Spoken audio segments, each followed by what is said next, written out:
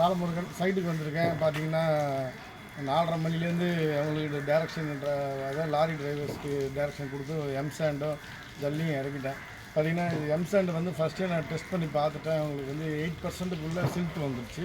So no problem. இதில் silt ரொம்ப கம்மியாக இருக்கும் எம்சாண்டில்.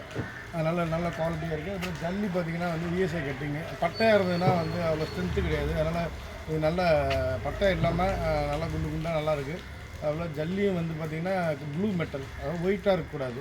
ஸோ இதெல்லாம் நம்ம செக் பண்ணிட்டு தான் இறக்குறோம். நம்ம குவாலிட்டி பக்காவாக பார்த்துட்டு தான் நம்ம இறக்குறோம். நெக்ஸ்ட்டு பார்த்திங்கன்னா இன்ஜினியர்ஸ் முதல்ல இதை தெரிஞ்சுக்கணும். நம்ம எந்த லோடு இறக்குனாலும் ஒரு தடவை அந்த லாரியை வந்து நம்மளே டேரெக்டாக மெஷர்மெண்ட் எடுக்கிறது பெஸ்ட்டு.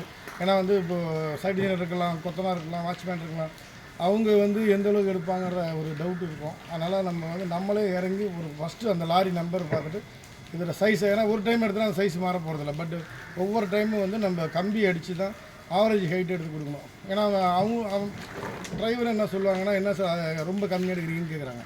ஸோ அதனால் அவங்க எங்கெங்கே அடிக்கிறாங்களோ பள்ளத்துலேயும் எடுப்போம், மேலேயும் அடித்து இறக்கி எவ்வளோ ஹைட் இருக்குதுன்னு பர்ஃபெக்டாக பார்த்துட்டோன்னா, ஒரு டைம் பார்த்தோன்னா அதே போல் நம்ம கொத்தனாரோ நம்ம சைட் இன்ஜினியருக்கோ சொல்லி கொடுத்துட்டு அவங்க அதே போல் ஃபாலோ பண்ணிட்டு போகிறாங்க.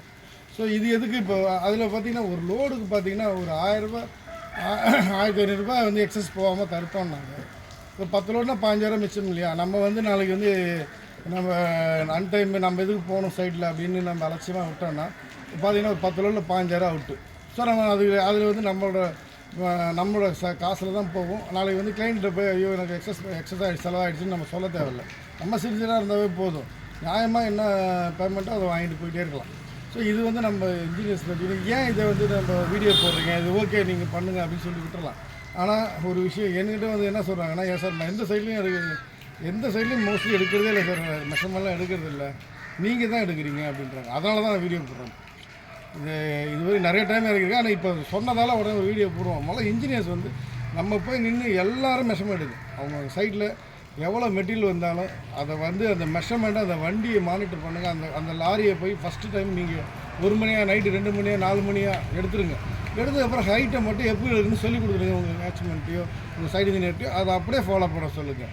ஸோ எல்லோரும் நம்ம வந்து இந்த மாதிரி தேவையில்லாத இடத்துல வந்து காசு போகிறத நம்ம கட் பண்ணாவே நம்ம எக்கனாமிக்கலாக வந்து வேலை பார்க்கலாம்.